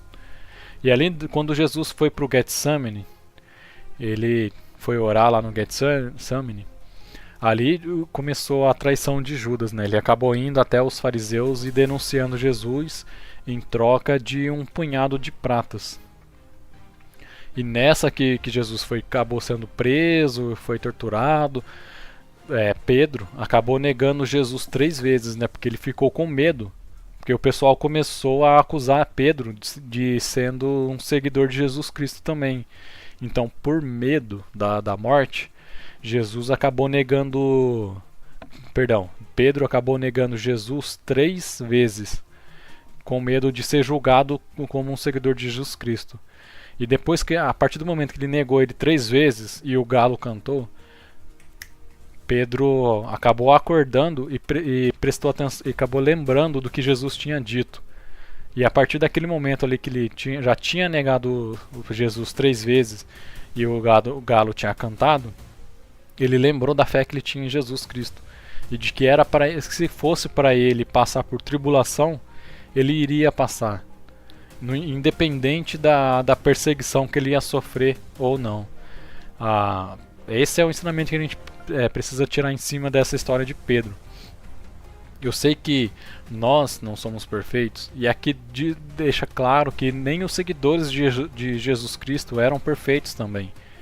Mas nós precisamos parar de negar Jesus Cristo e sim ter mais fé na salvação de Jesus, na salvação que ele veio trazer para a gente, e do que ficar temendo a morte, do que ficar temendo o julgamento das pessoas ao nosso redor, ou do próximo, ou não importa. A nossa fé em Jesus tem que ser mais forte do que o julgamento dos outros. Bom, continuando aqui a história do capítulo 14, aqui Jesus Cristo ele é julgado perante o conselho religioso, né? Aqui é onde que chega o momento que eles levam Jesus para a crucificação, sinalizando o início da paixão de Jesus. É nessa parte aqui que os fariseus levam Jesus até Pilatos, e lá eles forçam Pilatos a crucificar Jesus.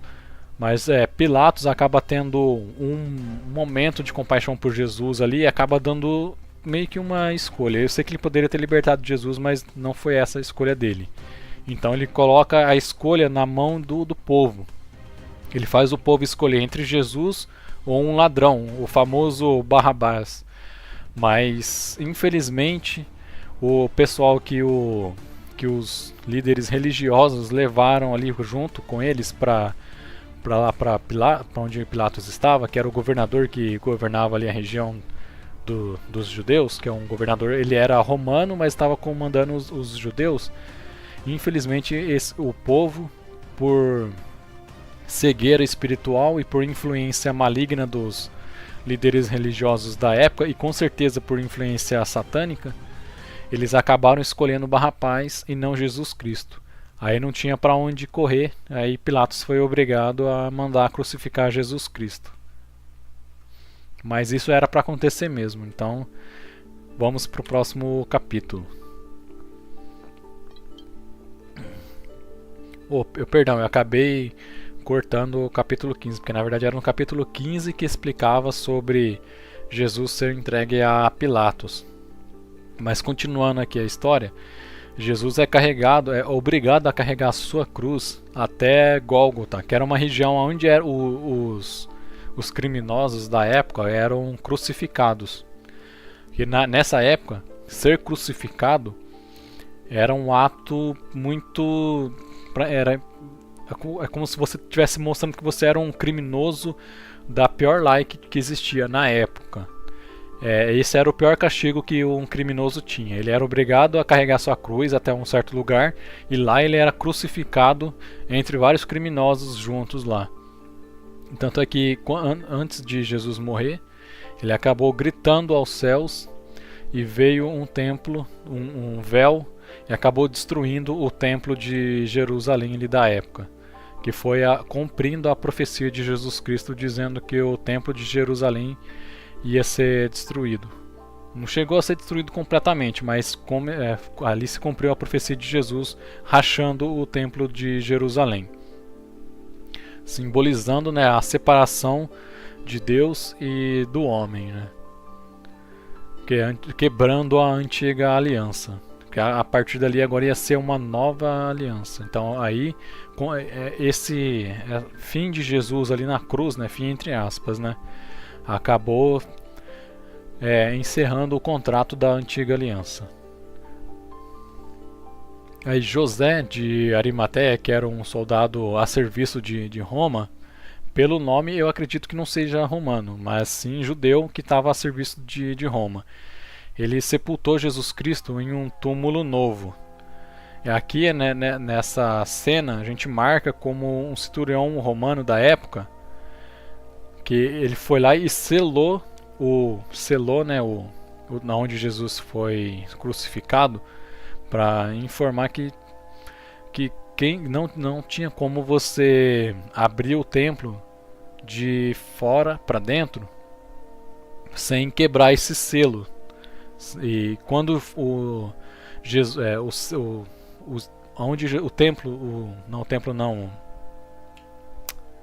onde Jesus foi sepultado,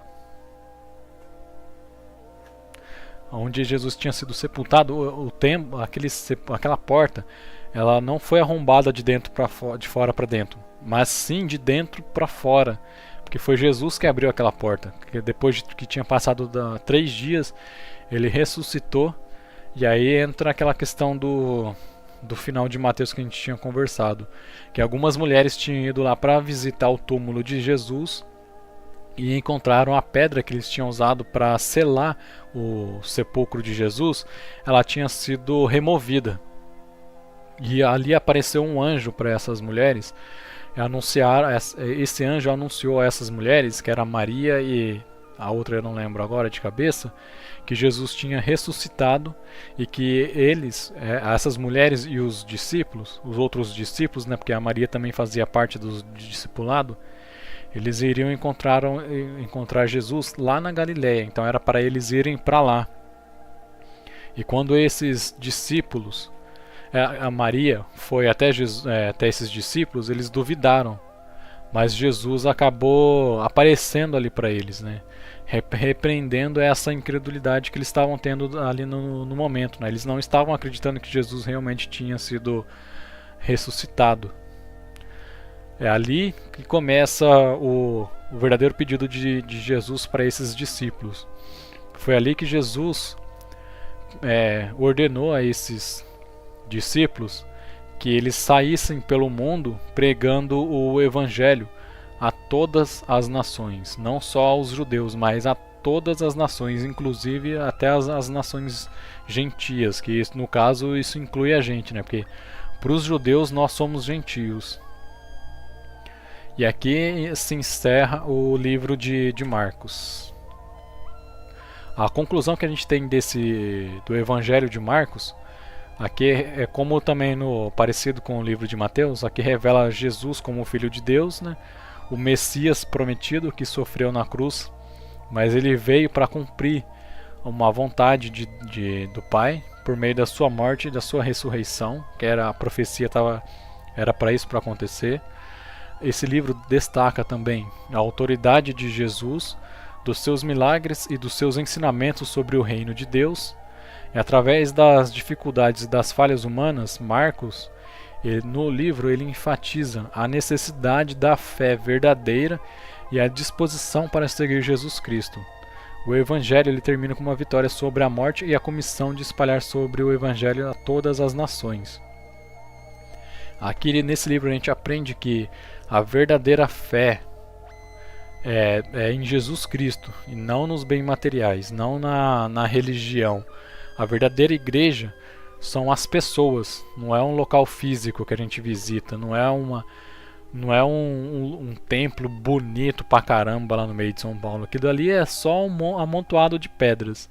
A verdadeira igreja somos nós somos o corpo e o templo de Jesus Cristo. Bom, então aqui eu deixo aqui se vocês quiserem algum vídeo especial, eu peço que vocês deixem aqui nos comentários qual temas que vocês gostariam que fossem abordados. E dos vídeos que eu prometi que eu iria fazer aqui sobre as parábolas de Jesus Cristo e alguns outros temas importantes, se caso eu esquecer de fazer, você pode deixar aqui nos comentários também, tá bom? Para que eu lembre de fazer os vídeos.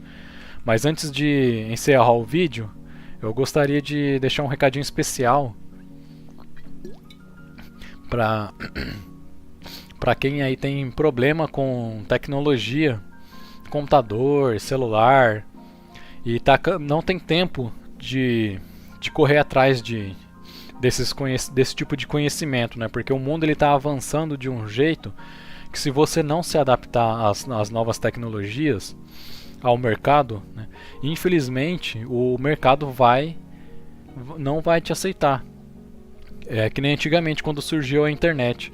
Quem não se adaptou à internet faliu e ficou para trás. Hoje em dia, quem não se adapta à informática, aos computadores, à inteligência artificial em si, quem não ter pelo menos o básico, infelizmente, não vai conseguir emprego, não vai conseguir ter uma socialização básica, porque hoje em dia tudo está na internet. A questão de correr atrás de documento, correr atrás de emprego, correr atrás de mercado, pesquisar as coisas na internet, onde tem loja, onde tem farmácia, banco, então tudo tá ficando de modo digital. E se você gosta de tecnologia ou simplesmente está cansado de ficar para trás, recentemente eu fiz um curso gratuito É um curso que eu realmente indico de verdade, cara, porque realmente é um conteúdo que tem muito a agregar. Por enquanto, esse curso ele tá gratuito. Então eu vou deixar aqui no link na descrição do vídeo o link para você se cadastrar nesse curso. Corre lá que por enquanto tá gratuito e é por tempo limitado. Então aproveita, tá bom? O link tá aí na descrição. E antes de encerrar o vídeo, também eu gostaria de deixar 2 versículos aqui. Um versículo é sobre o livro de Mateus e o outro é sobre o livro de Marcos. Então vou voltar aqui no versículo de Mateus, eu vou ler aqui para vocês. Portanto, quem ouve estas minhas palavras e as pratica é como um homem prudente que construiu a sua casa sobre a rocha. Mateus capítulo 7, versículo 24. Eu coloquei esse versículo aqui porque esse é o versículo favorito meu sobre o livro de Mateus. É claro que tem outros versículos favoritos, mas esse é o que eu mais gosto sobre o livro de Mateus. E o meu versículo favorito do livro de Marcos é esse aqui, ó. Pois nem mesmo o Filho do Homem veio para ser servido, mas para servir e dar a sua vida em resgate por muitos. Aí entra na verdadeira essência de Jesus Cristo aqui, né, que é o servir. Esse é o sacrifício de todo cristão, né? É servir o próximo, né? Servir ao próximo, servir a Jesus. Desculpa que eu tô com... Pessoal, só beber água aqui rapidinho. Bom, eu vou encerrar o vídeo aqui por aqui então. Se caso vocês gostaram do vídeo, tá bom? Peço que vocês se inscrevam no canal aí. Deixem um like no vídeo aí também. E compartilhe esse vídeo com os amigos, tá bom? A maratona vai ser sobre o livro, sobre o Novo Testamento inteiro. Mas como são muitos livros, a minha ideia é o quê? É todo dia, às 8 horas da noite, estudar 2 livros por dia. Ou seja, então durante 14 dias, todos os dias eu vou estudar 2 livros. Somente no último dia, que eu vou estudar somente um livro, que é o livro de Apocalipse. Mas eu só vou estudar um livro nesse dia, porque o Novo Testamento é número ímpar, né? Então não dá pra ser número par todos os dias, tá bom? Então eu vou indo nessa aí, pessoal. Que fiquem com a graça de Deus, tá bom? Amém.